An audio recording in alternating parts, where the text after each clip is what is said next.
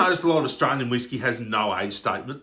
So age statements are that little number you see on a lot of Scotch and Irish whiskies, and what that tells you is how many years the youngest whiskey in this bottling spent inside barrels. Now yes, there absolutely could be some older whiskies in there with this, but once you mix an older whiskey with a younger whiskey, the whole batch takes on the age of the youngest barrel used. But why is there no age statement on the Australian elixirs? Well, a couple of reasons. The first thing to consider is the fact that we are a very young industry by comparison. The first craft distillery licenses were not even issued until the early 1990s, and even then it was only a very small handful of distilleries that actually got up and running with making whiskey.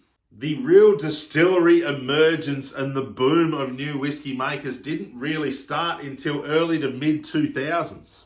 And alright, right now you are thinking, well Chris, that was over 20 years ago, so where's all the old juice?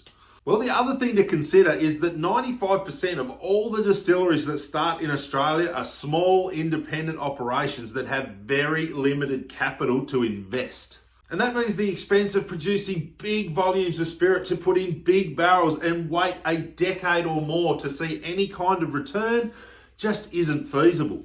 Instead, small-scale craft whiskey makers will choose to use small barrels and leverage the Australian climate. In particular, here in Tasmania, where our volatile climate will supercharge the speed of barrel maturation and give a really good whiskey out the other end in a shorter period of time. Now, will Aussie craft distillers end up with an age statement whiskey at some point? Absolutely, but one thing you will have to remember is that these age statement whiskies will be a rare thing for these little distilleries. There won't be warehouses full of the stuff like your favourite 18-year-old Scotch, therefore it probably won't be at the price point of your favourite 18-year-old Scotch.